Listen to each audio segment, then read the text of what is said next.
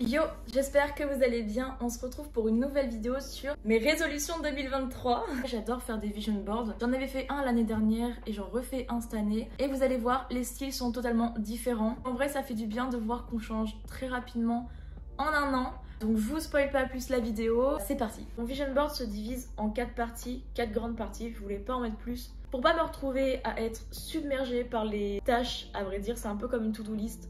Je mets jamais trop dessus pour pas être déçue à la fin de ma journée si j'ai pas tout rempli. Vraiment un vision board global et vraiment les points les plus importants qui étaient pour moi pour cette année. Je l'ai fait sur Canva avec des photos Pinterest. Le reste ça a été sur Procreate à la main avec du texte. Ce que je faisais avant de faire mon vision board, c'est que je listais sur mes notes les objectifs que je voulais avoir pour cette année. Pour commencer cette année 2023, j'avais décidé d'être un peu plus minimaliste qu'avant parce qu'en fait j'entreposais énormément de choses. Et j'avais cette sensation, ce sentiment, ce besoin de me dire que si je garde des objets, mes souvenirs ne partiront pas. Je vous avoue que j'ai fait un déménagement il n'y a pas très longtemps. Je me suis rendu compte que j'avais énormément de choses. En fait, j'ai vécu chez mon copain pendant 3 mois sans avoir accès à toute ma vie que j'avais de base. J'avais mis dans un garde-meuble à l'époque et je vous avoue qu'en 3 mois de temps, je n'ai pas touché à mes affaires qui étaient dans mon garde-meuble. J'ai aussi regardé la vidéo des résolutions de Clara. Je vous mettrai le lien de la vidéo dans la bio. Elle a parlé d'un documentaire qui est sur Netflix et m'a vraiment fait encore plus prendre conscience de ce qu'on gardait, ce qu'on entreposait en trop et qui nous rendait pas forcément heureux. Je vous conseille vivement de le regarder, il dure environ 53 minutes. Donc faire un gros tri dans ma vie, dans mes affaires pour pouvoir être un peu plus minimaliste. En deuxième point, j'aimerais beaucoup grandir sur les réseaux sociaux, tenir un peu plus YouTube. J'en suis à 3 déjà, c'est énorme parce que avant j'en faisais une tous les 3 mois, une tous les mois, même tous les ans presque. C'est pour moi un grand pas. Ma dernière vidéo, elle a fait 2600 vues et franchement c'est incroyable. Voilà, genre je suis juste choquée. Je voudrais bien aussi me concentrer sur mon Instagram. 111 000 followers, c'est quand même beaucoup. J'avoue que là, j'ai pris un nombre assez énorme. Il faudrait vraiment que j'arrive à tenir un planning et de pouvoir poster régulièrement sur TikTok, sur Insta et sur YouTube. Voilà. Ensuite, j'ai décidé d'avoir une routine saine. Pour moi, le plus dur, c'est une routine saine. Je n'arrive pas à obtenir des résultats en sport. J'arrive pas à tenir une routine de nourriture assez correcte. Je mange n'importe quoi, n'importe comment. Et la peau, ma peau n'est pas belle. Elle a des boutons, elle a des points noirs. C'est pas une peau uniforme. J'ai vraiment un problème avec ça. Et aussi de retrouver un poids normal. J'ai pris 4 kilos en un an. Je sais que d'autres vont dire que c'est peu, mais pour moi, j'ai vraiment vu un changement brutal d'ailleurs. Je pense que je vais faire le Bouti d'Enfer, le programme de Alo Alaya. Je sais pas si je le dis correctement, mais bref, je vous mettrai une image de son Instagram avec son contenu. Tous les ans, je le mets dans mon vision board. Tous les ans, je n'y arrive pas.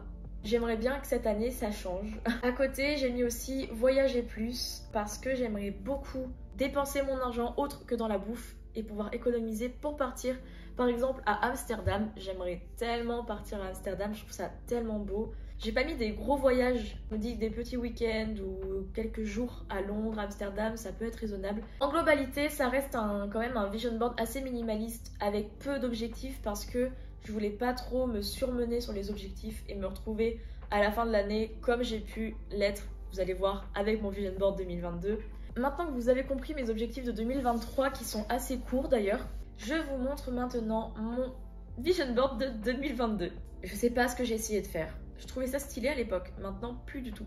Notre gros 2022 au milieu pour bien se rappeler que c'est pour cette année. Bon, on va commencer par la partie verte. Ici, vous pouvez voir que je cherchais déjà à grandir sur Instagram. Avant, j'avais un compte à 5000 abonnés. Beaucoup d'abonnés fantômes, peu de personnes qui me suivaient réellement avec peu d'engagement. J'ai donc décidé de me relancer à zéro. Me lancer en com en freelance. Je voulais vraiment être community manager ou chargée de com en freelance, donc c'est-à-dire travailler pour moi-même, être mon propre patron. J'ai l'impression que je procrastine beaucoup et je finis pas souvent ce que j'ai commencé. À partir du moment où je trouve que ça ne fonctionne pas, j'arrête.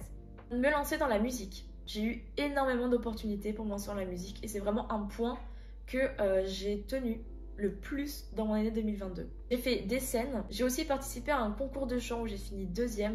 J'ai tenté The Voice l'année dernière, mais en fait je faisais des vidéos pourries dans ma voiture à chanter, donc oui, ils m'ont pas sélectionné et je comprends.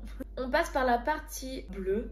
On a partir en week-end et voyager, donc ça reste quand même dans mon vision board. J'ai plutôt pas mal voyagé en 2022, j'ai fait quelques villes, dont Paris, Nice, Aix-en-Provence. Tenter de nouvelles choses. J'avais besoin de changement et de sortir un peu de ma routine. Et je vous avoue que partir à Nancy sur un coup de tête, c'est un point culminant de mon année 2022 pour dire que je tentais de nouvelles choses.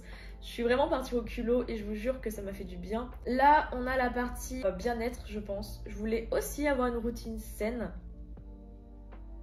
Trouver mon style vestimentaire. Alors, je l'ai trouvé un peu, mais je trouve que j'ai tellement de styles différents. Je peux passer du romantique au streetwear d'un coup. Je voulais avoir de nouveaux cheveux. Des cheveux plus simples, plus beaux. En septembre, j'ai eu une collaboration à Clermont-Ferrand pour me faire en blonde. J'ai adoré, c'était trop beau. Mais j'ai pas su prendre soin de mes cheveux après, donc mes cheveux ont été très abîmés par la coloration.